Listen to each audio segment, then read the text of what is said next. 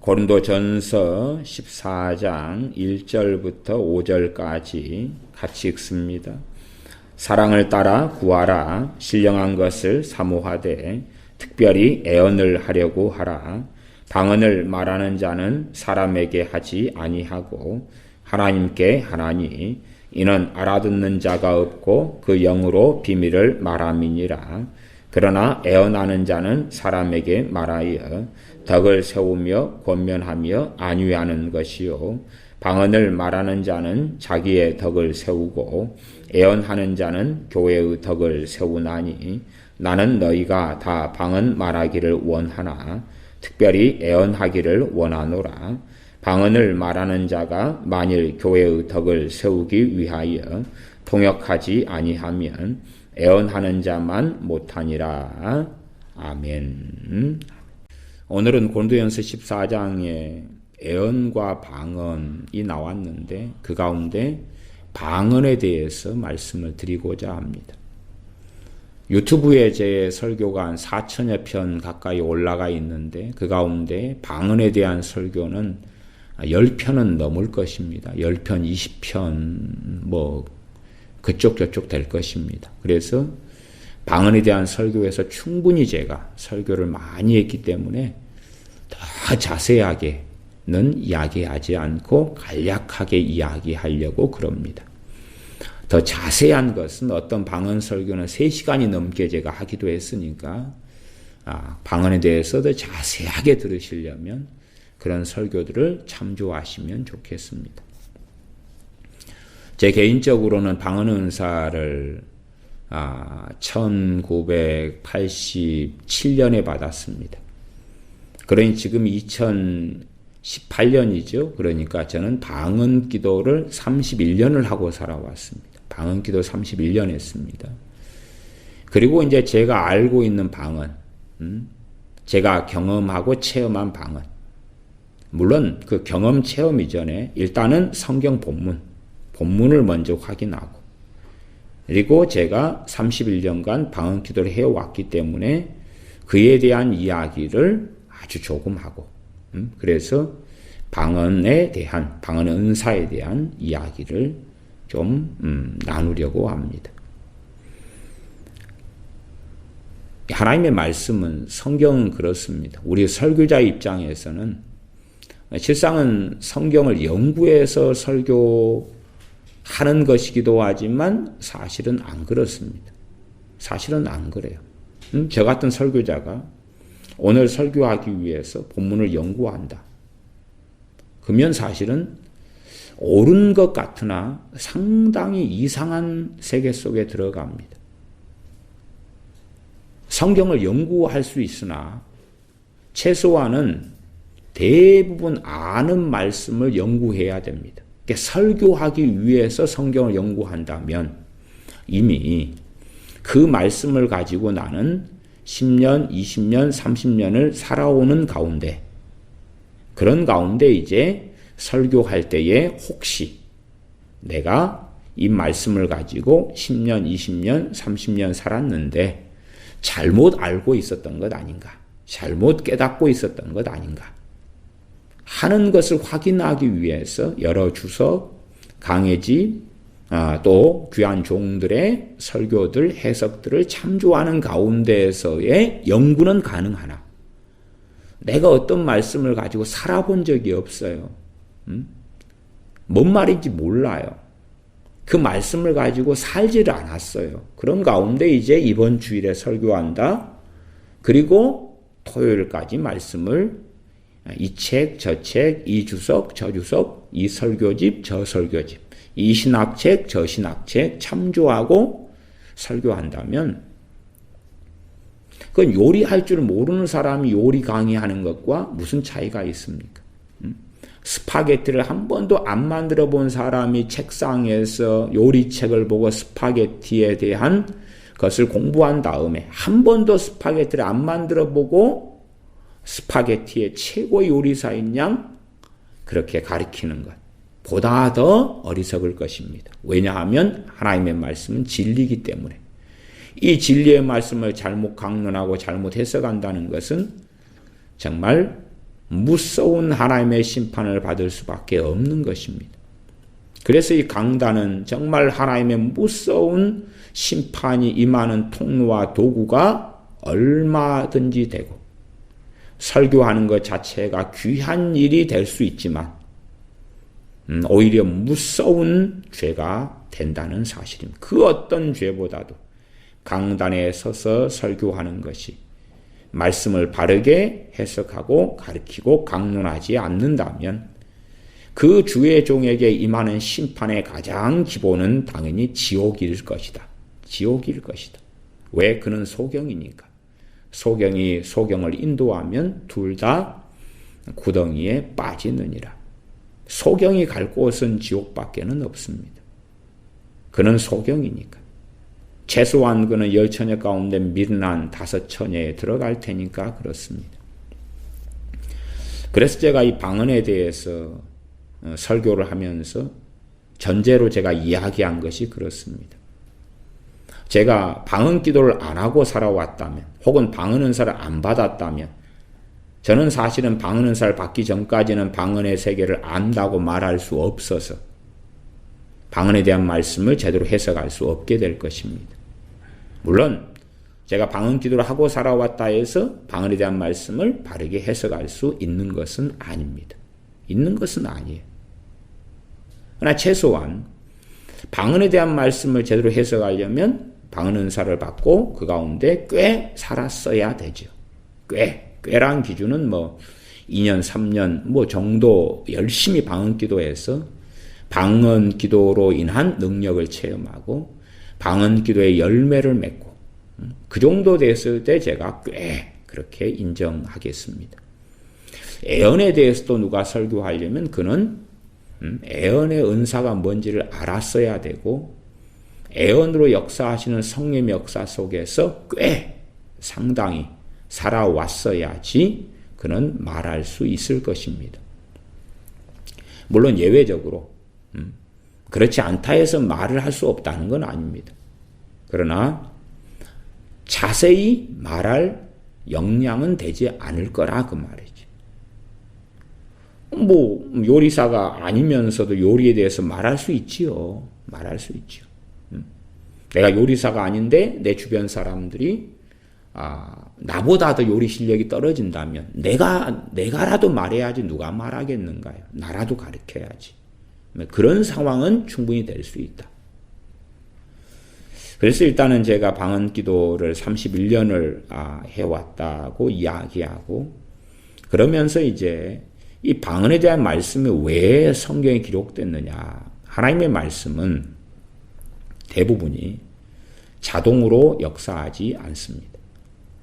하나님의 말씀이 자동으로 역사하지 않습니다. 무슨 말이냐 하면 방언에 대한 말씀이 나왔다. 방언에 대한 말씀을 이해하고 깨닫고 믿어야지만이 방언의 기도는 역사한다 그 말이에요. 사람들은 참 무식합니다. 아니 성경에 하나님 66권에 기록해 놨습니다. 말씀이 자동으로 역사하면 내가 말씀을 몰라도 될 거 아니에요. 우리에게 주신 약속들이라면 성경에 이렇게 약속이 있어. 몰라도 돼. 자동으로 이루어질 거야. 몰라도 돼. 심지어 말씀이 있어. 나는 순종하지 않아도 순종하는 열매가 자동으로 맺힐 거야. 그러면 정말 이상하지 않나요? 이 말씀을 너희가 믿어라. 믿지 않아도 성경이 있기 때문에 자동으로 내게 이루어질 거예요. 그러면 정말 이상한 사람이죠. 사람들은 참 이상하기를 좋아합니다. 그래서 지금은 치과가 그렇게 많은 것 같습니다. 정말 이상해요. 방언에 대한 말씀이 있으면 방언 기도를 하는 사람은 방언에 대한 말씀을 찾아가지고 확인을 해야 되죠. 확인을 해야 돼요. 그래서 그 말씀이 어떤 의미인가를 상고를 해야 돼요. 이해를 해야 되는 거예요. 방언에 대해서 성경에 나왔네? 무슨 뜻이지? 무슨 의미지? 그냥 무턱대고 방언 은사를 받았어. 방언 은사만, 방언 기도만 열심히 많이 하면 될 거야. 그렇지 않다고 말이죠. 그래서 유감스럽게 제가 경험하고 봐온 것은 방언 은사를 받은 지 오래됐어. 나름대로 오래됐으니까 방언 기도를 했겠지요. 한 사람들이나 안 한 사람들이나 열매의 차이가 별로 없더라. 그렇다면 방언의 은사는 성령님께서 주신 은사고, 그런데 열매의 차이가 없더라. 냉장고가 있는 사람과 없는 사람의 차이는 꽤 큽니다. 더운 여름에 에어컨이 있는 집과 없는 집의 차이는 상당하지요. 상당하지 않나요? 아니면 좋은 집에 사는 사람과 안 좋은 물이 뚝뚝 흐르고 새는 이런 초가집에 사는 사람과의 차이는 상당합니다. 가스레인지가 있어서 가스레인지로 밥을 하는 사람과 과거처럼 장작이나 불을 떼어서 밥하는 사람의 불편함의 차이는 상당합니다. 성령님께서 주신 은사인 방언의 은사를 받은 사람과 받지 않은 사람의 차이는 유감스럽게 상당할 수밖에 없습니다. 그런데 상당하지 않다면, 혹은 차이가 없다면 그 사람은 방언의 은사를 통하여 죄를 짓고 살아왔다고 말할 수밖에 없는 거죠. 최소한은 방언 은사를 잘못 사용해 왔다고 말할 수밖에 없는 것입니다. 냉장고를 바르게 플러그를 꽂고 잘 사용하면 냉장고를 통한 열매를 거두지 않는가요? 방언 은사를 바르게 사용한 방언 은사를 통한 열매를 맺는 건 당연한 것 아닌가요? 당연한 거예요, 이게. 근데 사람들은 그렇게 생각하지 않아요. 병 고친 은사를 받았다. 그럼 병 고친 은사를 통하여 주님께서 그 사람을 통하여 병을 고치시는 일들을 행하실 때에 오늘 죽을 사람이 10년, 20년 생명이 연장되고 병들 아파서 말할 수 없는 고통을 겪은 사람이 자유케 되어져서 그 고통을 겪지 않는다 그 말이에요. 귀신 쫓아내는 능력과 은사를 받았다. 귀신이 쫓아내져서 귀신의 고통에서 해방되어지는 그 열매가 나타나죠. 마찬가지죠. 방언 은사를 받았다. 방언 기도를 바르게 해왔다. 그럼 그렇지 않은 사람하고 상당한 결과의 차이가 있어야 돼. 과연 성령 하나님께서 주시는 이 방언 은사가 에어컨이 없는 불편함, 한여름에 뜨거운 여름에 에어컨이 없는 불편함과 에어컨이 있는 시원함의 차이보다 적을 것인가? 심지어 집이 있는 사람과 집이 없는 사람의 차이보다 더 적을 것인가? 과연 성령님께서는 그렇게 째째하신가? 정말 값어치 없는 것. 돈 50만 원, 100만 원으로 살 수 있는 그 정도를 성령님께서 주셨는가? 그렇지 않은 거죠. 그렇지 않은 거죠. 아무 가치 없는 것을 따따따 뚜뚜뚜 띠따따 띠바띠바 또바또바 따바따바 하라고 주셨는가? 그럴 리가 없는 거죠. 그러나 방언은 신비 속에 들어가 있습니다. 그래서 미련한 사람들의 눈으로 볼 때는 그게 무식한 자들의 것이라고 충분히 보일 수가 있는 거예요. 너가 의미도 모르는 것을 그렇게 계속 이리저리 할 필요가 있는가? 그래서 자신은 현명하다고 생각하지만 실제로 무식하면 무식할수록 방언 은사가 보기에 무식하게 보이는 거예요. 미련하게 보이는 거예요. 저 미련한 자들은 의미도 모르면서 방언을 열심히 해야 되는구나. 물론 열매를 거두지 못하는 사람은 방언 은사를 받은 지 10년, 20년, 30년 되어도 방언 기도를 별로 하지 않을 거예요. 제가 작년인가 재작년인가 방언에 대한 설교를 또 오래간만에 하면서 특별히 방언 은사를 가지고 두 분의 간증을 제가 이야기했습니다. 두 분의 간증은 굉장히 유명한 분들의 간증입니다. 첫 번째는 데이비스 월커슨 목사님의 간증을 제가 이야기했습니다. 데이비스 월커슨 목사님의 사역 가운데 나타난 방언 은사. 그가 시카고 이 빈민굴에 들어가고 마약하고 그리고 서로 폭행하고 때로 죽이기까지 하는 그러한 한국으로 이야기하면 깡패들이죠. 깡패들. 그들 사이에 들어가서 그들에게 어떻게 복음을 전했고 그들에게 어떻게 방언 은사가 나타나서 방언의 은사를 통해서 그들의 마약이 끊어지고 그들의 폭력성이 끊어지고 해결돼 가고 그들의 삶이 변화되는데 얼마나 방언 은사가 중요했는가. 물론 데이비스 월커스 목사님의 그 삶은 1960년, 70년 지금 돌아가신 지가 꽤 됐죠.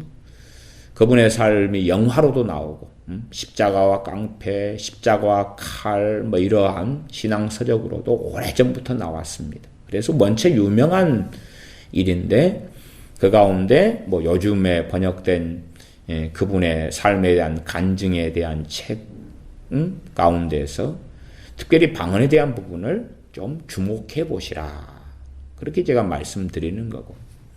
두 번째는 최근래 몇 년 전, 지금도 물론 굉장히 활발하게 방언을 통해서 사역하는 홍콩에 있는 여자 선교사님이 계십니다.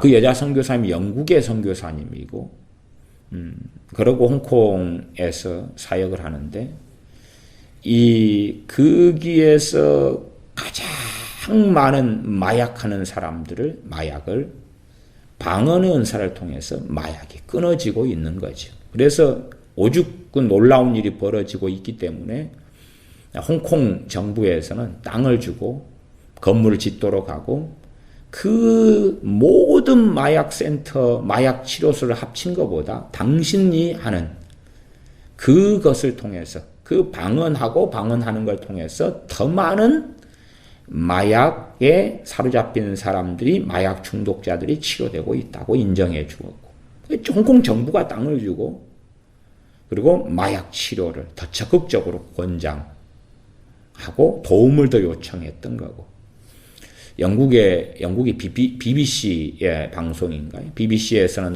BBC는 그런 걸 싫어합니다. 영적인 것 그런 걸 싫어하는 소위 불신자 방송 같은 거예요. 근데 BBC에서 이 홍콩의 이 선교사님, 자기 영국 사람인 선교사님의 방언을 통하여 마약이 치료되는 걸 다큐멘터리로 만들어서 방송할 정도로 아예 오픈되어 있는 아주 유명한 일들입니다. 마약 중독자들이 어떻게 마약이 끊어지느냐. 방언을 해요, 방언을. 방언을 하면 때로는 3개월을 하루에 몇 시간씩도 모여서 방언을 합니다. 3개월을 할 때 마약이 끊어지는 사람. 1년을 방언 기도를 해. 1년을 몇 시간씩. 그러지 일확천금처럼 방언을 잘 받았다 마약이 끊어졌다. 그런 택도 없는 이야기고요. 방언을 잘 받았다. 그리고 이제 방언을 꾸준히 하는 사람들. 때로는 어떤 사람은 3년이 걸려요. 하루에 5시간씩 방언 기도를 해가지고 3년이 걸려요. 마약이 끊어지는데. 어떤 사람은 한 달도 걸려요. 한 달. 어떤 사람은 석 달. 어떤 사람은 반년. 하루에 3시간, 5시간씩 방언을 해가지고. 저는 꽤 약물 중독이나 마약 중독을 연구를 꽤 젊은 시절에 했습니다. 그래서 이 약물 중독 또 마약으로 인한 중독이나 알코올 중독이 얼마나 끊고 정리되는 것이 불가능한가, 거꾸로. 가능한가가 아니라 불가능한가. 이 전문적인 알코올 중독 치료 센터에서 한 3년을 치료를 해서 내가 자유케 되었다 그렇게 말하는 사람이 세상에 돌아갔어요. 금방 한 달도 안 돼서 다시 술을 마시면서 알코올 중독으로 그냥 돌아가 버리는 것은 흔하게 벌어지는 거예요. 흔하게. 꼭 감옥 안에서 예수님을 영접하고 내가 변화되었다. 3년 감옥에 있다가 도둑질을 안 해요. 도둑놈인데 예수님을 영접했어요. 그리고 세상에 나오니까 직장이 없고 직업이 없어요. 빨간 줄이 그어졌어요. 막노동 같은 거 말고는 별로 할 일이 없고 막노동도 쉽게 잘 안 받아주고 그래요. 예수님을 감옥에서 영접했는데 그리고 얼마나 다시 쉽게 도둑질로 돌아가느냐. 얼마나 더 쉽게 다시 감옥에서 믿었던 예수님은 사라지고 없고 다시 그 과거의 도둑질한 삶으로 돌아가느냐. 그런 일도 굉장히 흔하게 벌어집니다. 알코올 중독자가 치료센터를 나와서 다시 알코올 중독으로 쉽게 돌아가는 것보다 그런 것보다 마약 중독에 걸린 사람은 치료가 10배, 100배가 더 어렵습니다. 마약은 약물 중독 중에 가장 강력한 중독 중에 하나입니다. 그런데 이 강력한 약물 중독, 1000명의 마약 중독자 가운데 하나가 해방되기 어렵고 10,000명의 하나가 해방되기 어렵다 그 말이에요. 사실은 이 방언의 은사는 앞으로는 굉장히 더 중요하게 될 것입니다. 왜 그러냐 그러면 첫째는 특별한 어떤 치유 사역에 도움을 받을 수 없는 사람들이 많기 때문에 교회의 기능들이 거의 다 무너져 버렸거든요. 교회가 축사와 치유 사역, 말씀을 가리키는 사역, 복음을 전하는 사역 등등을 주님께서 하신 그 사역들을 다 감당해야 되는데 복음을 전하는 사역도 많이 약화됐고 말씀을 가리키는 사역도 아주 피상적, 추상적으로만 남았고 많이 약화돼 버렸어요. 그 다음에 치유 사역이나 축사, 귀신을 쫓아내주는 사역을 교회는 거의 하지 않아요. 그러니까 이제 앞으로는 도움을 받을, 이 지체됨에 도움을 받을 일들이 적어지죠. 근데 첫째는 증가되고 있는 것이 뭐냐 하면 우울증입니다. 우울증은 굉장히 강력한 이 사슬에 속합니다. 강력한 사슬. 근데 어쨌든 우울증은 마약보다는 정리하고 끊기가 훨씬 쉬워요. 그러나 굉장히 어려워요. 많은 자살에 죽는 사람들은 만성 우울증이나 급성 우울증이 영향을 끼쳐서 절망적인 일을 만나면서 자살에 죽습니다. 그러면 이 우울증에 있어서 강력한 치료약을 저는 방언이다. 그렇게 말씀드려요. 방언이다. 물론 방언 은사만 받고 방언을 무식하게 많이 해서 되는 문제가 아니고 방언이 어떤 건지를 말씀을 통하여 깨닫고 아는 가운데 믿음을 가지고 방언 기도를 열심히 해야 되는 것입니다. 두 번째는 동성애입니다. 동성애.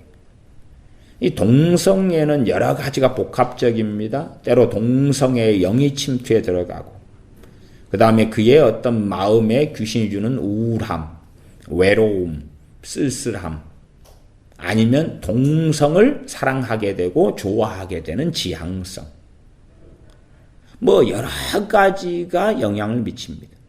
가치관, 마음의 문제, 정신의 문제, 귀신의 역사 등등 어떤 사람은 귀신의 역사가 굉장히 더 셀 거고 어떤 사람은 정서적인 문제가 강할 거고 어떤 사람은 뭐 심리적인 요인이 강할 거고 아니면 귀신이 해주는 생각을 더 많이 받아들이는 사람이 있을 거고 하는 사람마다의 차이점은 존재할 겁니다.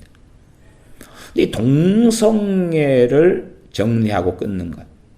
남자가 남자로, 남자가 여자를 정상적으로 좋아하고 여자가 남자를 정상적으로 배우자나 성적인 대상으로 좋아하고 또 남자는 남자로서 남자임을 자각하고 여자는 여자임을 자각하고 여자가 남자가 되지 않고 남자가 여자가 되지 않고 남자가 남자를 성적인 대상으로 또 여자가 여자를 성적인 대상으로 사랑하지 않고 그렇게 하는 데 있어서 이 동성애를 끊고 정리하는 데 있어서 이것은 굉장히 어려운 일입니다. 그리스도인들, 기독교인들 가운데서도 동성애자들이 꽤 있습니다. 그리고 동성애자들은 굉장한 고심과 고민을 많이 합니다. 왜냐하면 회개를 했는데 하나님 잘못했어요. 그랬는데 다시 동성애를 저지르거든요. 그래서 이 동성애의 굴레를 벗어나는데 10년, 20년, 30년이 걸리고 어떤 이들은 벗어나지 못한 채 죽습니다. 분명히 기독교인이에요. 기독교인이에요. 예수님을 믿어요. 그러니까 그리고 기독교인이라고 하는데 동성애를 벗어날 마음이 없어요. 그 사람은 배교자입니다. 그 사람은 이제는 주님을 배신해버린 사람이에요. 근데 기독교인인데 동성애자예요. 저는 그런 사람을 배교자라고 하지 않습니다. 이제 동성애를 벗어나지 못하고 있는 기독교인 동성애자가 있을 수 있어요. 아니면 동성애자가 예수님을 영접할 수 있다 그 말이에요. 그런데 동성애는 예수님 영접한다고 끊어지지 않아요. 극단적 예외로 100만 명 가운데 혹은 10만 명 가운데 하나는 동성애자 10만 명이 예수님 영접할 때에 하나나 몇 명은 동성애가 끊어질 수 있어요. 그러나 절대 다수는 동성애가 예수님 영접한다고 끊어지지 않아요. 같은 이야기입니다. 우울증 환자가 예수님 영접한다고 우울증이 자동으로 치유되지 않습니다. 알코올 중독자가 예수님 영접한다고 알코올 중독이 자동으로 치유되지 않아요. 마약 중독자가 예수님 영접한다고 마약 중독이 자동으로 치유될 수 없다 그 말이에요. 그래서 이 동성애자 가운데 기독교인들이 있어요. 이제 그들 가운데 두 부류가 생깁니다. 한 부류는 겉으로 기독교인이라고 하면서 배교자. 다시 말하면 동성애를 옹호하고 동성애를 지지하고 동성애가 죄가 아니다고 하고 그렇게 말하는 자들. 최근에 분당 우리교회 이찬수 목사님이 그랬습니다. 그냥 그들은 종자가 틀리다고.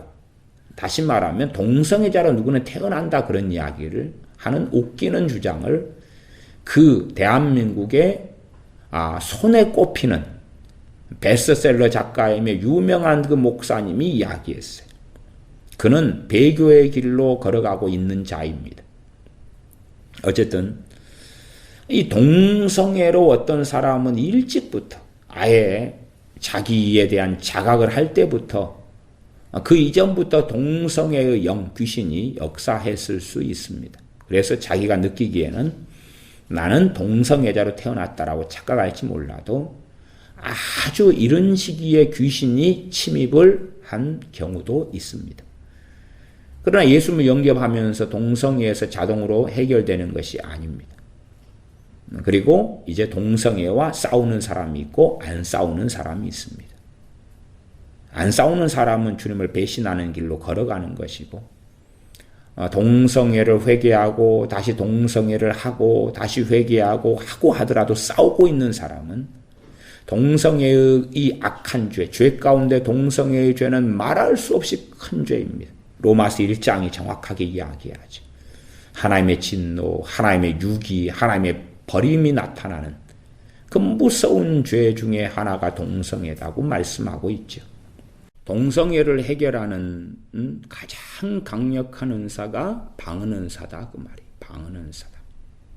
그래서 앞으로는 동성애가 점점점 강력해지고 많아질 거기 때문에 이 방언은사의 중요성은 더 확실하게 알아야 됩니다. 더 놀랍게 알아야 돼요. 그러면 이 방언은사가 왜 이렇게 놀라운 거냐? 방언은사는 우리의 매임들을 끊게 합니다. 대신에 각 사람에 따라 차이가 있어요. 어떤 차이냐? 당연하게 주님을 영접한 다음에 그의 마음이 얼마나 주님께 가까워지느냐, 얼마나 하나님께 간절히 나아가느냐. 그래서 어떤 사람은 방언기도를 3개월도 하고 6개월도 하고 2년도 하고 3년도 할 때에 이 마약이 끊어진다는, 지금 홍콩에서 방언은사를 통하여 이 마약 중독에서 자유케 되어지는 그 지금 현재 벌어지고 있는, 그것도 80몇 년부터 그런 일이 있었나요? 벌써 그것도 몇십 년 동안인가? 제가 이제 또 다 설교했고 자료를 다 찾고 제가 말씀드렸는데도 기억이 다시 흐릿해집니다만은, 어쨌든 지금도 그 결과와 열매는 정확하게 일어나고 있어요. 영어를 좀 하는 사람은 영국 BBC 방송의 다큐멘터리를 보셔도 좋을 것 같아요. 그러면 왜 그러느냐 그러면 방언이 고린도전서 14장 4절로 가면 방언이 이것 때문에 그렇습니다. 방언을 말하는 자는 자기의 덕을 세우고 이것 때문에 그래요. 덕을 세운다는 것이 헬라어로는 오이코도메. 덕을 세우는 것을 건물을 짓는 것, 건물을 세우는 것. 그러니까 자기의 건물, 우리는 하나님의 집이잖아요. 우리 자신이 집이기 때문에 성경은 오이코도메라는 단어를 사용해요. 너희는 하나님의 집이요 성령님의 전이라. 그러니까 우리 자신의 오이코도메 세워가는 거예요. 누구의 사람으로요? 그리스도의 사람으로. 그리스도를 담는 장성한 분량이 되도록. 근데 이 방언이 자기의 덕을 세우는 은사다 그 말이에요. 다른 은사들은, 특별히 애언의 은사는 다른 사람, 교회의 덕을 세우는 거예요. 그게 4절 하반절이죠. 애언하는 자는 뭘 세워요? 교회의 덕을 세워요. 교회는 예수를 믿는 사람들을 교회라 그러죠. 그러니까 특별히 애언을 통해 다른 사람들을 섬겨준다 그 말이에요. 근데 방언의 은사는 다른 사람들을 섬겨주는 게 아니라 누구를 세우는 거예요? 자기를 세우는 은사예요. 그래서 고린도전서 14장이나 고린도전서 전체의 여러 주제 가운데 핵심되는 주제가 하나가 뭐냐 그러면 덕을 세우라 그 말. 덕을 세우라. 근데 더 한 걸음 나아가면 교회의 덕을 세우라. 그것이 고린도전서 여러 주제 가운데 핵심 주제에 속해요. 여러 핵심 주제 가운데. 그러니까 고린도전서 14장에서의 방언과 애언을 비교하고 있는 것은 교회의 덕을 세우는 문제에 있어서 지금 애언이 낫고 방언은 통역의 은사를 안 받았을 때는 훨씬 못하다. 그리고 방언만 할 때는 교회의 덕을 세우는 데 있어서는 가치가 없다 그런 거예요. 내가 방언만 해요. 방언만. 교회의 덕을 세운다는 것은 교회가 모였을 때에나 예배 시간에나 내가 알아듣지 못하는 방언만 할 때에 다른 지체들에게, 다른 교인들에게 무슨 도움이 되겠는가? 아무 도움이 되지 않는다 그 말이에요. 고린도전서 14장은 전제가 뭐냐 그러면 교회의 덕을 세우는 데 있어서 이 방언을 하는 것과 애언을 하는 것의 차이를 가지고 이야기하는 거예요. 그러지 방언이 무용하다는 게 아니라 교회에서의 방언은 별 가치가 없다는 이야기. 무엇과 비교했을 때요? 애언과 비교했을 때. 그래서 고린도전서 14장 19절로 가면 그러나 교회에서 너가 남을 가르치기 위하여 깨달은 마음으로 5마디 말을 하는 것이 1만마디 방언으로 말하는 것보다 나으니라. 당연히 교회는 절대 예배당이 아닙니다. 항상 사람들은 교회 그러면 예배당의 개념을 사용해 버려요. 예배당 아니에요. 예배당은 예배드리는 장소입니다. 건물이에요. 건물이. 교회는 건물이 아니에요. 건물을 성전이라 말하는 사람들은 그 사람들은 솔로몬 시대에 살아야 되고 스룹바벨 성전 시대에 살아야 되는 거예요. 건물은 성전이 아니에요. 우리가 성전이에요. 우리가. 예수를 믿는 사람이 성전이에요. 그러니까 예배당에서 기도하는 것이 교회에서 기도하는 게 아니에요. 그건 예배당인 장소에서 기도하는 거예요. 장소에서. 그리고 그 장소가 다른 사람이 서로 신경 쓰지 않는다면 기도의 골방이 되는 거지. 장소예요, 장소. 그러면 여기서 교회에서 너가 남을 가르치기 위하여 깨달은 마음으로 5마디 말을 하는 것. 이 교회에서는 믿는 사람들이 모여서 하는 걸 이야기하는 거예요. 이 교회는 믿는 사람들의 모임이에요. 나 혼자도 교회고 예수 믿는 사람이 여러 사람이 모여요. 뭐 하려고 모여죠? 교제하려고 중심이 아니라 예배하려고, 예배 드리려고 모인다 그 말이에요. 예배 드리려고. 그래서 26절로 가면 고린도전서 14장 26절에 가면 그런즉 형제들아 어찌할꼬 너희가 모일 때에 각각 찬송시도 있으며 가르치는 말씀도 있으며 계시도 있으며 방언도 있으며 통역함도 있나니 모든 것이 덕을 세우기 위하여 하라. 덕을 세운다는 건 오이코돔에 다른 사람의 신앙과 믿음을 세워주기 위해서 한다. 당연하게 항상 알아야 되는 것은 이 성경 66권은 다 덕을 세우는 말씀, 오이코도메예요. 오이코도메. 이렇게 자꾸 덕을 세운다 그럴 때에 사람들은 인본적으로 어떤 생각을 하는 경우가 있냐 그러면 칭찬해주고 격려해주고 위로해주고 이걸 오이코도메라고 생각하는 거예요. 그러면 예레미야 선지자가 오 잘했다 괜찮다. 예레미야 선지자가 오 잘했다 괜찮다. 세례 요한이 오 잘했다 괜찮다. 너희들은 얼마나 사랑받기 위해 태어난 사람 귀하다. 주님께서 오 잘했다 괜찮다. 사도들이 회개하라 천국이 가까웠느니라가 아니라 오 괜찮다 잘했다. 그게 어떻게 오이코도메냐 그 말이.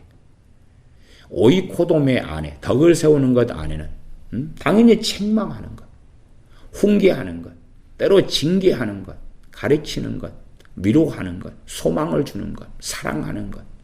이 모든 게 다 들어가 있어요.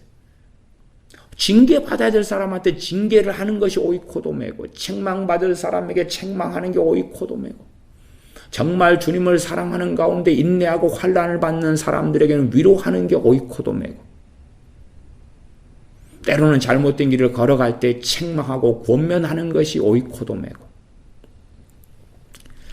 그래서 이 오이코도메의 역할을 애언도 하고 애언이 하는 거예요. 애언이 하는 거예요.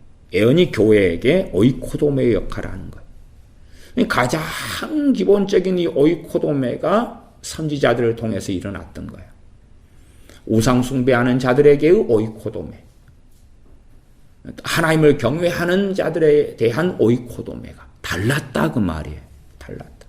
이게 인본적인 것은 이 애언을 자꾸만 어떻게 생각하냐 그러면 격려해주고 사랑해주고 칭찬은 고래도 춤추게 한다 칭찬해주고 그래서 부모가 자녀를 그렇게 키우면 자녀는 지옥에 반드시 떨어지게 되는 거예요. 그 인본적인 오이코도메를 키우면 자식은 지옥에 떨어져요. 자녀에게 초달하지 않는 자들은 자녀를 미워합니다. 마땅히 행할 길을 아이 때부터 가르쳐라. 아이에게 가르쳐라. 그래야지만이 늙어서 떠나지 아니하리라. 이 아이들에게 채찍을 때릴 때에 그 미련한 것이 벗겨질 것이다. 아이들에게는 미련한 것이 얽혀 있다. 초달하는 채찍이 이 미련한 것을 쫓아내게 될 것이다. 그러나 그렇게 하지 않아요. 그 오이코도메를 바르게 하지 않아요.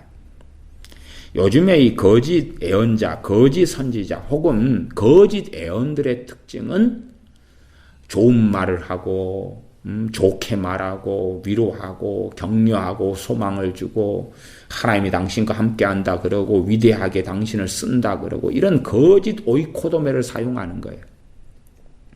아니면 장래일, 미래의 환호하고 장래하고 너무나 좋은 장래일을 보암직하고 먹음직스러운 거 집어 던져주는 거예요. 그런 애언들은 거짓 애언들이죠. 이 장래일에 대한 것이 애언의 중심이 아니에요. 그래서 14장 3절에 가면 그러나 애언하는 자는 사람에게 말하여 애언의 첫 번째 덕을 세우는 거예요.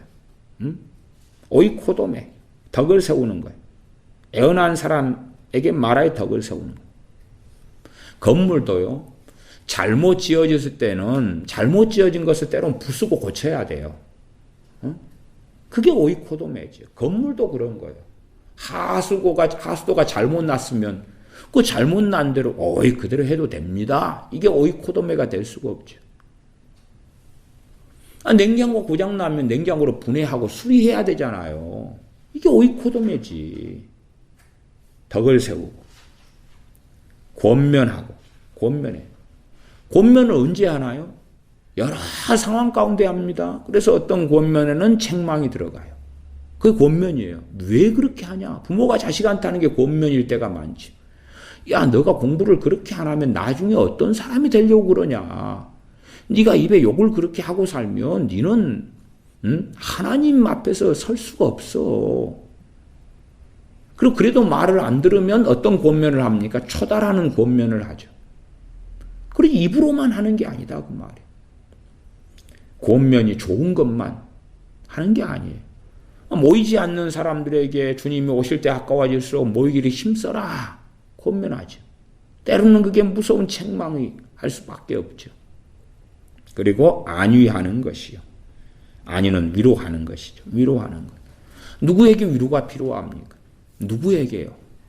잘못된 길을 걸어가는 사람, 기도하지 않는 사람, 말씀을 상고하지 않는 사람, 하나님께 서지 않는 사람에게 위로가 필요한가요? 아니겠죠. 애언이 그런 거예요. 지금 애언에 세 가지 기능이 나와요. 덕을 세우고 권면하고 안위한다 그 말이에요. 덕을 세우고 권면하며 안위한다. 그 덕을 세운 거 오이코돔에 그 사람이 주님의 사람이 되도록 애언이 돕는 거죠. 그 사람의 마음, 생각, 가치관, 말, 행동이 바르게 되도록 하는 게 오이코돔이에요. 그렇게 되어야 되는 거죠. 그게 애언이다 그 말이에요. 근데 이제 14장 4절은 방언을 말하는 자는 자기의 덕을 세우고 애언하는 자는 교회의 덕을 세우나니. 애언하는 자는 교회의 덕을 세운다. 교회는 다른 사람들을 오이코돔에 덕을 세우고 권면하고 안위하고. 애언은 그 덕을 세우는 것 안에나 권면하는 것 안에가 책망이나 징계하는 게 다 들어가 있다 그랬어요. 그 사람이 내 자녀가 성격이 잘 안 나왔는데 요즘에는 열심히 공부하고 있어요. 근데 공부를 안 하고 기초가 없는 아이가 공부를 열심히 좀 한 달, 두 달 한다 해서 실력이 좋아지는 건 아니잖아요. 그럴 때에 격려하는 거예요. 안위하는 거예요. 그래도 지금 너가 잘하고 있어. 너가 지금 한 달, 두 달 열심히 공부해서 성적이 안 올랐는데 그래도 괜찮아. 지금 이때가 필요한 거야. 더 계속 포기하지 마라. 그때가 오이코도메를 하는 거지. 그러나 내 자식이 10서너 살밖에 안 됐는데 벌써 남자를 사귀고 여자를 사귀고 가출하고 돌아다니면 무슨 덕을 세워야 하나요? 무슨 오이코도메가 필요하고 무슨 권면이 필요하나요? 당연한 거잖아요. 바보 멍청이 아니고. 하나님의 자녀들도 마찬가지예요.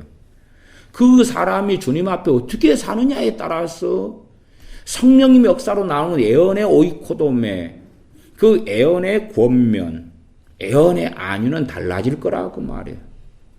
그러나 이 거짓 선지자들, 거짓 애언자들의 집회에 가면 자기들 집회에만 참석하면 전부 다 거룩하고 임재가 있는 사람, 신령한 사람이 되는 거예요.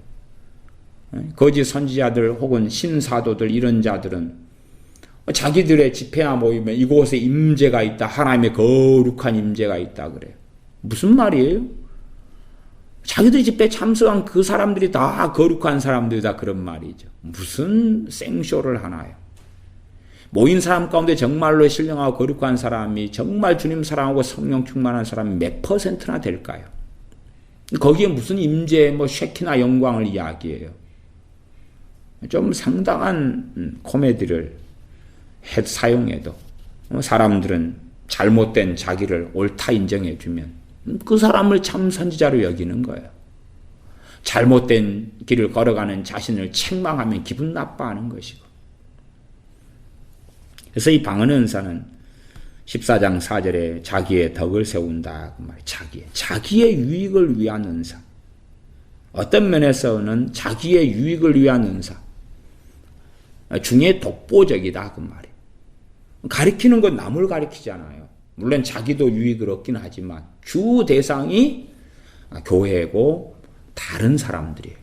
다른 사람들. 물론 제가 설교하는 은사를 가지고 설교를 해서 저도 유익을 얻지만 주 대상은 듣는 사람들이다 그 말이에요. 그런데 이 방언 은사는 자기의 덕을 세우는 은사예요. 이것이 교회를 위한 은사가 되려면 통역이 필요하다 그 말이에요. 통역이 필요하다. 그러나 방언 상태에서 머물면 자기를 위한 은사다. 그 다음에 방언의 특별함은 14장 2절에가 있어요. 방언을 말하는 자는 사람에게 하지 아니하고 누구에게 하나니? 하나님께 하나니. 이는 알아듣는 자가 없고 그 영으로 비밀을 말함이니라. 방언을 통역을 한다. 사람들이 통역을 정말로 잘 이해를 하지 못해요. 통역은. 항상 통역은 부분 통역이에요. 왜? 지금 방언은 누구에게 하는 거예요? 하나님께. 통역은 누구한테 하는 거예요? 애언을 하나님한테 애언해요? 사람한테 애언해요? 사람한테 하죠. 방언 통역은 사람한테 해요? 하나님께 해요? 사람한테 하잖아요. 방언은 누구한테 해요? 하나님께. 방언 통역은 누구한테요? 사람한테.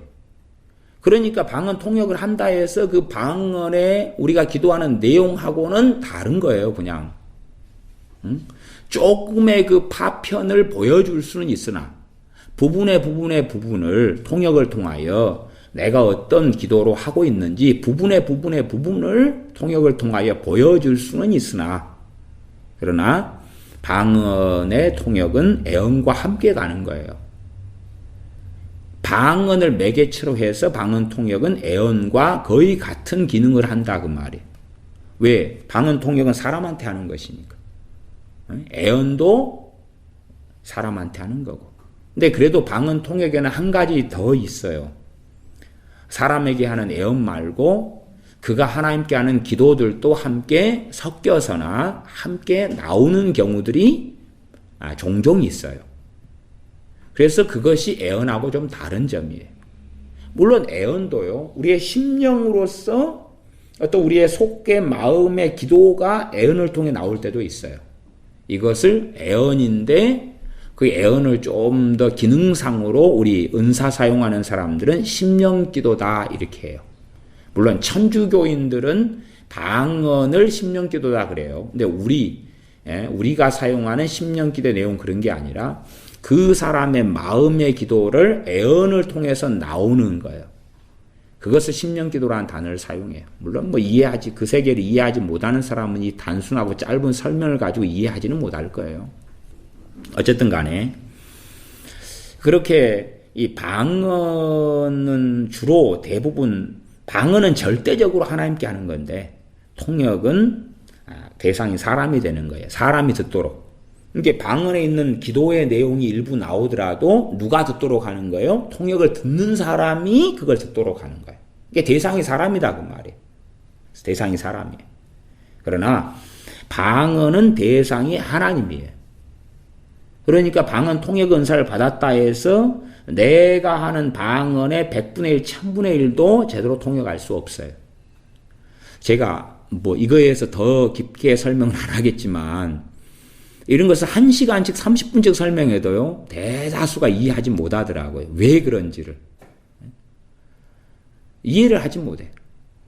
방언이 하나님께 하는 거기 때문에 통역을 한다 해서 그 방언의 내용을 다 통역할 수 없고 그게 불가능하다는 이야기를 아무리 해도 통역 은사를 받으려고 발버둥 치는 사람들이 통역 은사 받으면은 다른 사람 방언이나 자기 방언을 알 수 있는 것처럼 생각을 하는 거예요. 그냥 저는 그렇게 생각해요. 알아서 생각들을 하시라. 알아서 그렇게 생각하시라. 제가 방언 통역 은사를 95년에 받았습니다. 95년 받았으니까 23년 됐네요. 방언 통역 은사를 제가 사용해온 지는 23년이 됐어요. 어쨌든 저는 23년의 방언 통역의 경험이 있어요.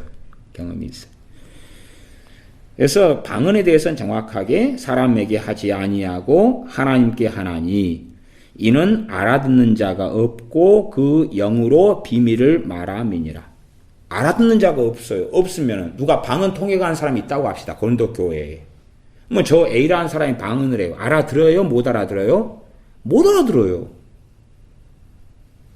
이게 사람들이 성경을 이상하게 제대로 해석을 안 하고 안 보는 거예요. 그러니까 어떤 방언 통역 연사를 받았다는 사람이요, 어떤 짓들을 하는 걸 봤냐 그러면 저기 사람들이 방언을 하고 있을 때 자기가 통역을 하는 거예요. 그걸.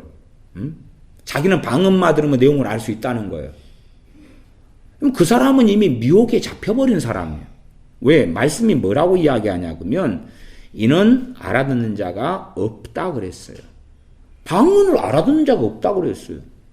그럼 여기에 방언 통역을 하면 다 알아듣고요. 그렇게 나오지 않았다고 말이에요. 알아듣는 자가 없다고 했는데 왜 방언 통역하면 알아듣는다고 주장하냐 그 말이. 예외가 없는 거예요. 그 영으로 왜 알아듣지 못하느냐? 비밀을 말하기 때문에. 비밀이니까 그죠. 비밀이니까. 비밀이니까 알아듣는 자가 없는 거예요. 비밀이니까. 비밀이니까 알아듣는 자가 없죠. 그러면서 14장 5절에는 나는 너희가 다 방언 말하기를 원하나. 너희가 다 방언 말하기를 원하나. 특별히 애언하기를 원하노라. 왜? 무엇을 위해서요? 교회에 덕을 끼치기 위해서. 그러나 지금까지는 이 애언이 가짜 애언, 거짓 애언이 너무 많아져서 애언을 통하여 교회가 분란이 일어나고 문제가 생기고 선지자 노릇함으로 난장판이 벌어지는 일들이 지금까지 계속 한국교회는 이어져 왔어요. 또 미국교회, 서구교회도 계속 이어져 왔어요. 이 애언이 덕을 세우는 게 아니라 이간질하는 중심, 또한 잘못된 길을 걸어가는 사람들을 위로하고 격려하고 그 길을 걸어가도록 절벽으로 떨어져 버리도록 밀어버리는 그런 거짓된 애언들이 난무해 왔어요.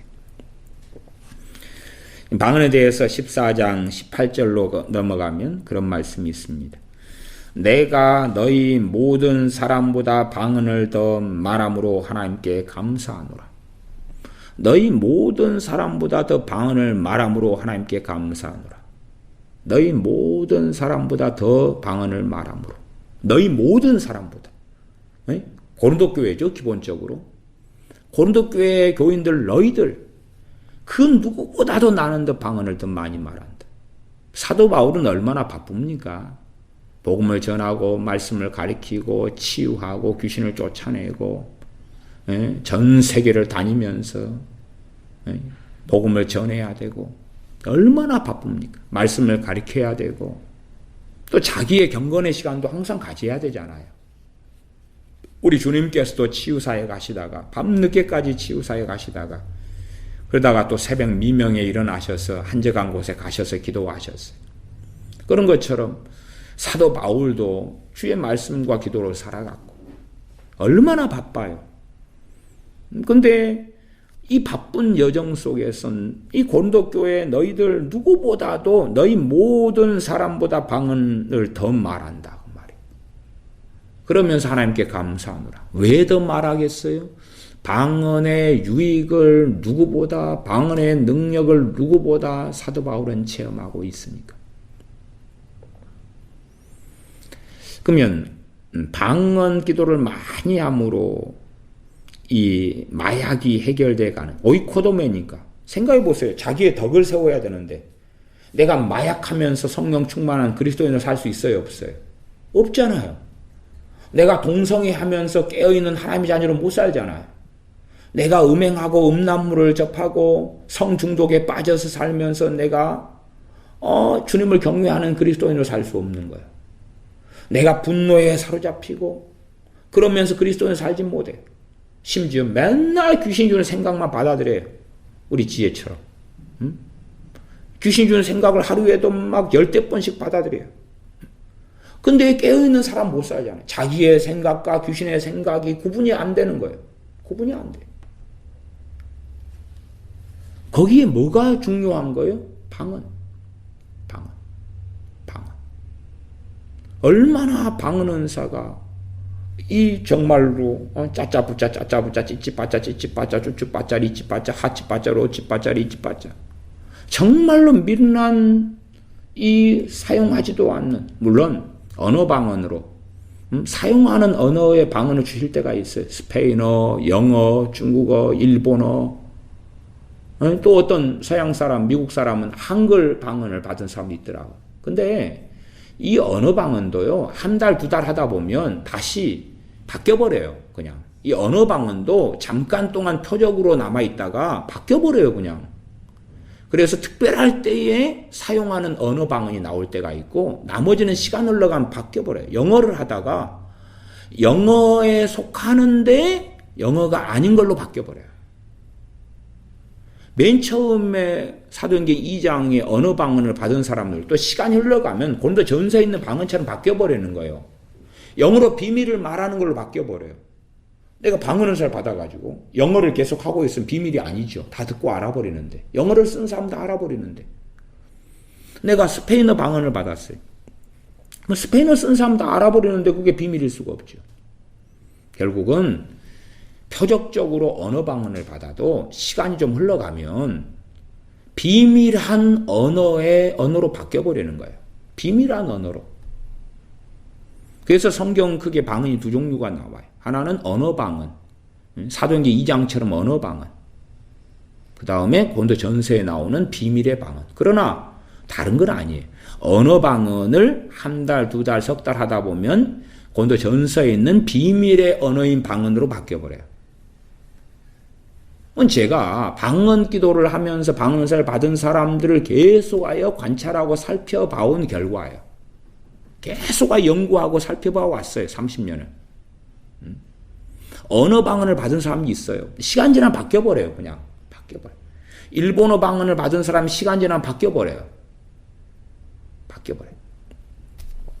근데 사도 바울은 내가 너희 모든 사람보다 방언을 더 말함으로 하나님께 감사하노라. 그래서 이 방언에 대한 제가 선물이고 이 선물이 에어컨, 냉장고, 가스레인지 그렇게 비유를 계속해 갔어요. 어떤 가치가 있겠는가? 과연 대한민국 한국교인들 가운데 방언하는 사람들은 그래도 몇백만이 될 거라고 생각해요. 1000만의 기독교인 가운데 그래도 100만은 좀 넘을 것 같고요. 보통 방언하는 사람이 한 절반 이쪽 저쪽 될까요? 절반 이쪽 저쪽? 좀 안 될 수도 있겠고. 은사적인 교회는 많이 할 거고, 고신같이, 은사 중단론, 이런 교회들은 거의 안 할 거고, 소수가 할 거고, 또 순복음교회 계통은 대부분 할 거고, 그래서 얼마인지 몰라도 그래도 1000만 명 가운데 몇백만은 되지 않을까요? 3, 400만, 500만, 어찌 되겠죠. 600만이 될 수도 있고. 근데 그 몇백만 명의 기독교인, 한국 기독교인 가운데 방언 은사의 유익이 확실하다. 놀랍다. 그런 사람, 저는 솔직히 지금까지 확신을 가지고 방언 기도를 해가지고 이 열매와 유익이 놀라웠어요 라고 말한 사람을 아직 한 명도 만나지 못했습니다. 놀라워요. 한 명도 만나지 못했어요. 제가 서울에서 집회를 7년 4개월을 했습니다. 매달 말씀같이 집회를 7년 4개월을 했어요. 물론 제가 정확히 인도한 것은 기도 원장님이 인도하실 때가 있고 제가 인도할 때가 있고 그래도 제가 한 6년은 했던 것 같아요. 근데 집회 한 7년 4개월 전체 집회 기간에 정말로 이 방언의 은사를 제가 3년 전에 받았어, 2년 전에 받았어, 5년 전에 받았어, 10년 전에 받았어, 20년 전에 받았어. 놀라워요. 하나님이 주신 이 선물이 놀라워요. 그런 간증과 증언을 아직 한 명에게서도 듣지 못했다는 거지. 사도 바울은 내가 너희 모든 사람보다 방언을 더 말함으로 하나님께 감사하노라. 그렇죠. 로마서 8장만 읽고 살펴보고 말씀을 마무리합니다. 로마서 8장 26절 27절입니다. 로마서 8장 26절 27절 제가 읽습니다. 이와 같이 성령님도 우리 연약함을 도우시나니 우리가 마땅히 빌 바를 알지 못하나 오직 성령님이 말할 수 없는 탄식으로 우리를 위하여 친히 간구하시느니라. 마음을 감찰하시는 이가 성령님의 생각을 아시나니 이는 성령님이 하나님의 뜻대로 성도를 위하여 간구하심이니라. 성령님께서 하나님 뜻대로 성도를 위하여 간구하심이니라. 방언은 영으로 비밀을 말함인데 우리가 말하지만 성령님이 또한 말하심이에요. 우리가 방언이라는 언어를 창조해내지 못해요. 만들어내지 못해요.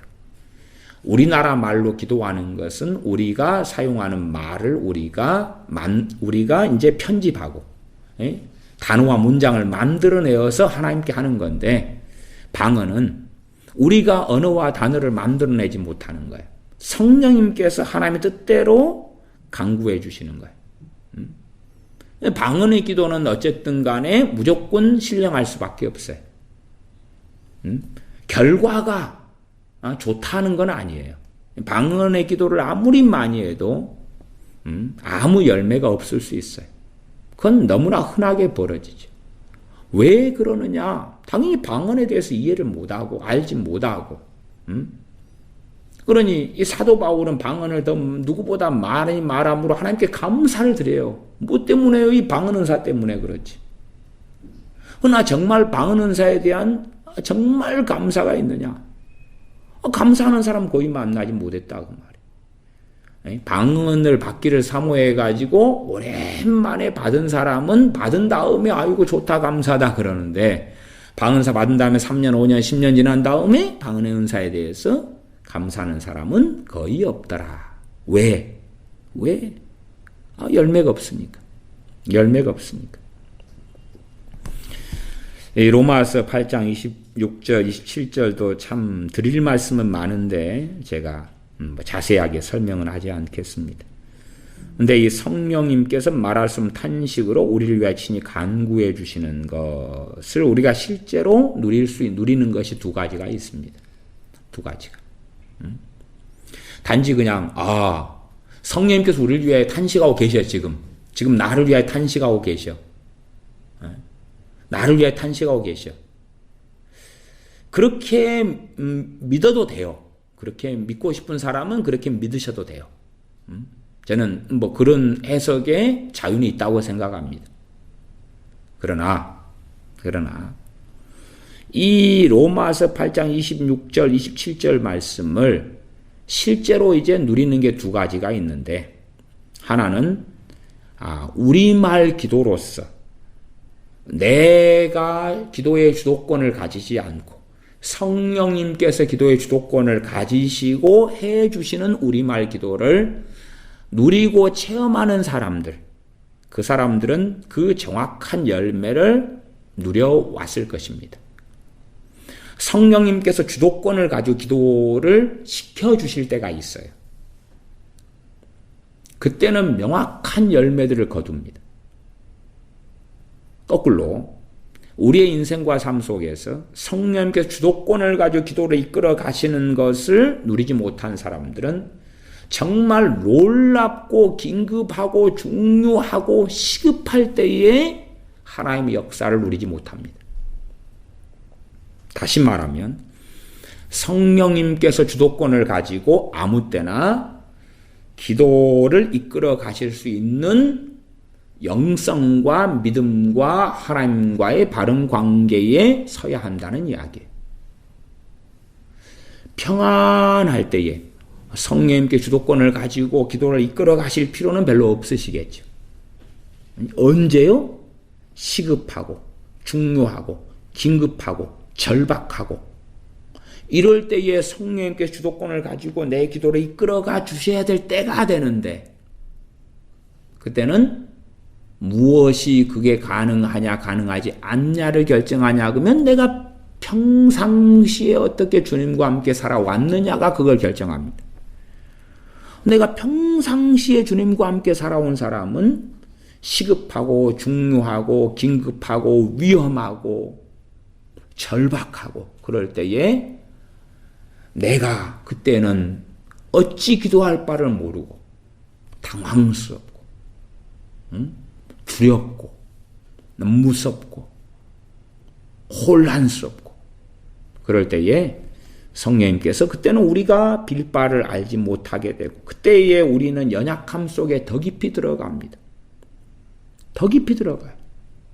절망 속에 절박함 속에 위험함 속에 위기 속에 들어갈 때에 그래서 성령님께서는 8장 26절에 이와 같이 성령님도 우리 연약함을 도우시나니 우리가 마땅히 빌 바를 알지 못하는 뭘 기도할지를 모르겠는 거예요. 무엇을 아릴 줄을 모르는 거예요. 그때에 오직 성령님께서 말할 수 없는 탄식으로 우리를 위하여 친히 간구하시는 친히 간구하는 거예요. 누구를 통해서요? 나를 통해서요. 나를 통해서. 그러니까 그리스도인들이 자기 멋대로 살면서 성령님께서 나를 위해 지금 친히 간구하고 계셔라고 믿으셔도 돼요. 그건 자유다고 했어요, 제가. 그런 식의 해석을 제가 말리지 않습니다. 그러나 자기 멋대로 사는 기독교인들을 위하여 성령님께 친히 간구하신다고 말씀을 어떤 설교자가 한다면 정말로 악한 것이 됩니다. 정말로 방종하는 악한 자가 설교자가 되겠죠.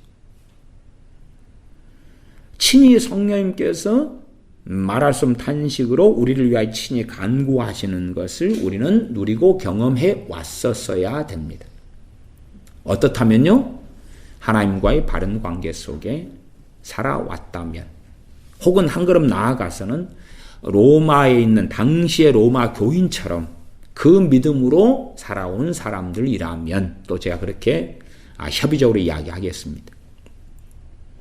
그러지, 아이고 예수 영접했어요, 세례받았어요. 그런데 나는 세상을 사랑해요. 영접기도 한번 함으로 내 멋대로 살겠어요. 그런 사람에게 성령님께서 그를 위하여 친히 간구하신다? 그렇게 말한다면 말이 안 되겠지. 성경 이 말씀 모르고 세속적으로 정욕적으로 멋대로 주님을 배역하고 살아가도, 그레데인처럼 자기 배만 위하는 짐승으로 살아가도, 이 말씀을 모르고 짐승으로 살아가도 성령님께서 말할 수 없는 탄식으로 친히 간구해 주실 거예요. 그러면 이상할 거 아니에요? 사람들은 참 다 자기 멋대로 살면서도 성경에 있는 좋은 것은 자기를 위하여 갖다 쓰기를 좋아합니다.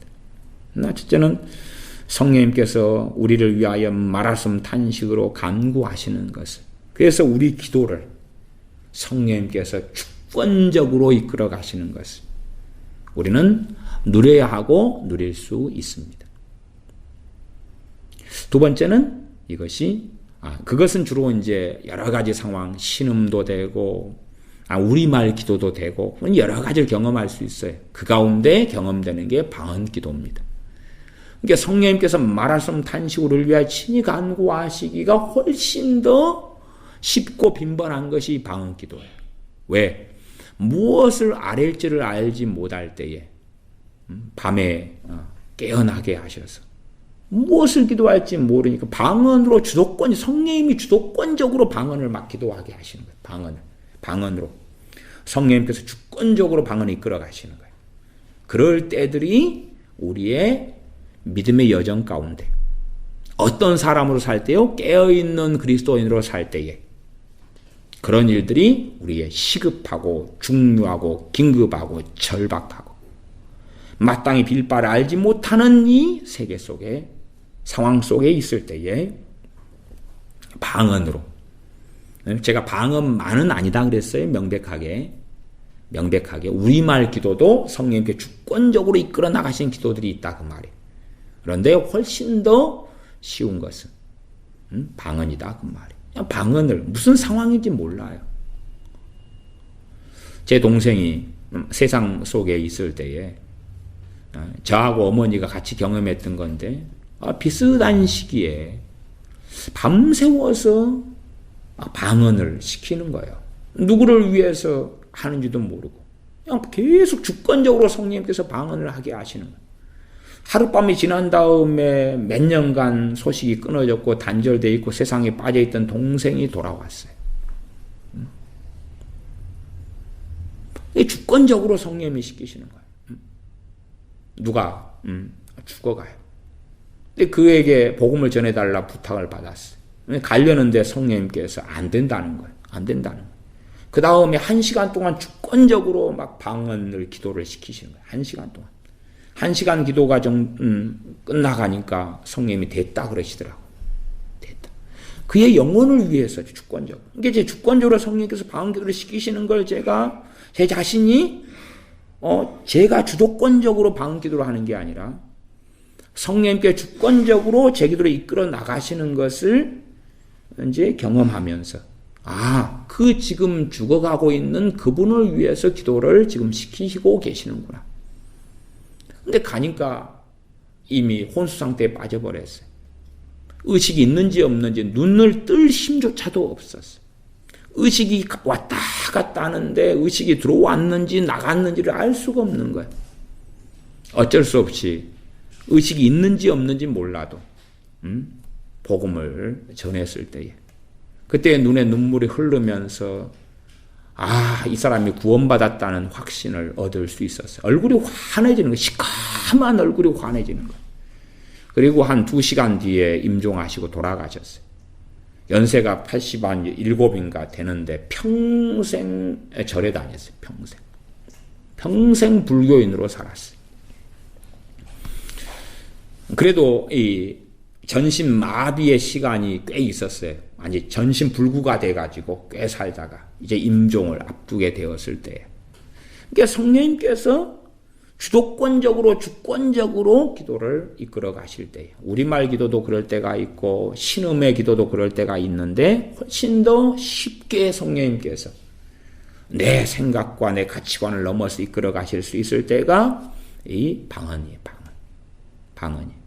그런데 우리가 깨어있는 그리스도인을 살지 않으면 우리 이웃, 우리 가족, 우리 형제를 위하여 그렇게 주님의 도구로 기도의 통로로 쓰임받아야 될 때에 쓰여질 수 없다는 사실이에요. 왜 사회는 점점 악해져 가냐 그러면 빛과 소금이 되어야 될 그리스도인이 그렇게 하지 못하니까. 진짜 중보기도는 지금 제가 설명하는 게 진짜 중보기도예요. 제가 지금 설명하고 있는 게 진짜 중보기도예요. 물론 다른 중보기도도 제가 가짜라고 그러는 건 아니에요. 그러나 기도는 열매로 증명하는 거예요. 기도는 열매로 증명하는 거예요. 열매가 없는데도 열심히 기도하자. 소위 겸손케 해달라고 막 기도했는데 내가 점점 교만해져 가요. 그 기도는 주님께 일고에 들으실 가치가 없다는 이야기가 되겠죠. 그래서 성령님께서 하나님 뜻대로 성도를 위하여 간구해 주시는 기도도 방언 기도다.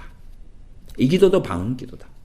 그리고 이제 정말로 이 도구 중보하게 하시는 방언 기도가 또 있고, 그러나 평상시에 우리가 하는 방언 기도도 성령님께서 우리의 혀를 통해서 하나님의 뜻대로 비밀 가운데 성도를 위하여, 그 성도가 누구예요? 방언은 나예요. 나. 오이코도메. 물론 방언 기도도 중보 기도로도 얼마든지 쓰일 수 있어요. 그러나 방언은 가장 기본적으로 누구의 덕을 세우는 기도다고요? 나. 자기의 덕을 세우는 기도다. 그 말이에요. 자기의 덕이에요. 자기의 덕. 방언 기도는 자기의 덕이에요. 자기의 덕. 그러면 내가 주님께 나아가는데 무엇이 굴레가 되고 문제가 되느냐? 그것들을 방언을 통하여 정리해 나갈 수가 있겠죠. 그 열매를 거두는 사람과 거두지 못하는 사람이 있을 거다. 그 말이에요. 얼마간 방언 기도의 능력에 대하여 말씀을 나누었습니다. 기도합니다. 아버지 하나님, 우리에게 방언을 주셔서 감사합니다. 이 미련하고 어리석게 보이는 이 방언 속에 신비를 담아주셔서 미련한 자들에게는 미련한 은사로 보이며 무가치하게 보이고, 그러나 슬기로운 자들에게는 이 방언의 은사가 얼마나 추레한 상자 속에 놀라운 보석을 담겨 놓으신 은사고 능력인지, 또한 마땅히 빌바를 알지 못할 때에 성령님께서 친히 우리를 위하여 간구해 주시는 귀한 은사인지를 우리가 보며 하나님께 감사를 드립니다. 그러므로 방언의 은사에 대한 믿음과 방언 은사에 대한 바른 이해 가운데 우리가 방언으로 기도함으로, 또한 사도 바울처럼 누구보다 더 많이 기도함으로 아름다운 열매들을 맺게 하여 주시옵소서. 우리 주 예수님의 이름으로 기도하옵나이다. 아멘.